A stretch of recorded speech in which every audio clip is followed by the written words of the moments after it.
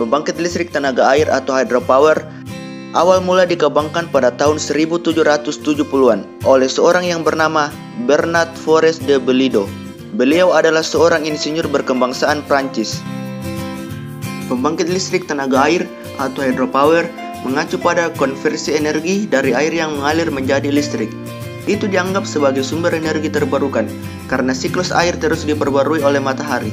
Salah satu penggunaan pertama energi hydropower untuk penggilingan mekanis seperti penggilingan biji-bijian.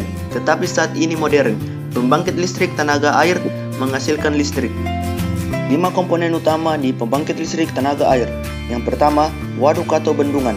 Waduk atau bendungan berfungsi untuk menampung air dalam jumlah besar karena turbin membutuhkan pasokan air yang cukup dan stabil. Yang kedua, pipa pesat. Pipa pesat adalah alat yang berfungsi mengalirkan air ke turbin. Pipa pesat dirancang khusus dengan ketinggian tertentu agar energi potensial yang diberikan oleh air kepada turbin cukup untuk menggerakkan turbin tersebut. Yang ketiga, turbin. Turbin berfungsi untuk menangkap energi mekanik dari aliran air dan meneruskannya ke generator. Pada roda turbin terdapat sudu, yaitu konstruksi lempengan, dan aliran air yang melalui sudu tersebut akan mengakibatkan roda turbin berputar dan menghasilkan energi kinetik yang akan digunakan oleh generator. Yang keempat, generator. Generator berfungsi mengubah energi kinetik dari turbin menjadi energi listrik dengan memanfaatkan putaran turbin untuk memutar kumparan magnet yang akan menghasilkan listrik.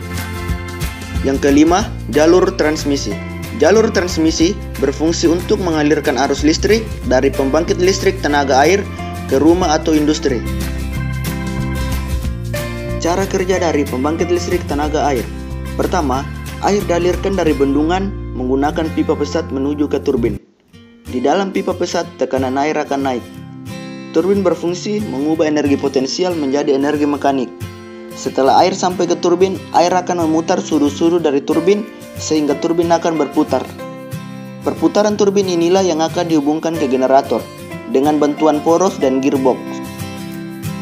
Kemudian, generator memanfaatkan putaran dari turbin untuk memutar kumparan magnet dalam generator sehingga elektron menghasilkan arus listrik AC.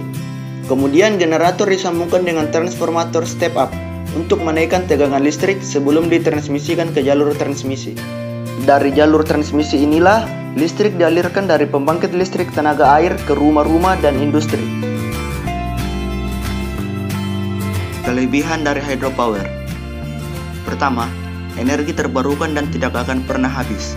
Kedua, energi ini juga bersifat ramah lingkungan. Kekurangan dari hydropower.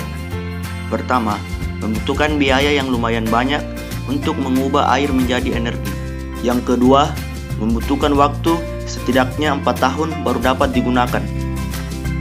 Di Indonesia ada banyak PLTA, diantaranya PLTA Jatiluhur yang berada di Purwakarta, Jawa Barat. PLTA Maninjau berada di Agam, Sumatera Barat. PLTA Sutami berada di Malang, Jawa Timur.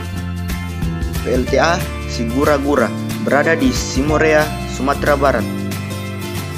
PLTA Musi berada di Kepahyang, Bengkulu. PLTA Bili-Bili berada di Kabupaten Goa, Sulawesi Selatan.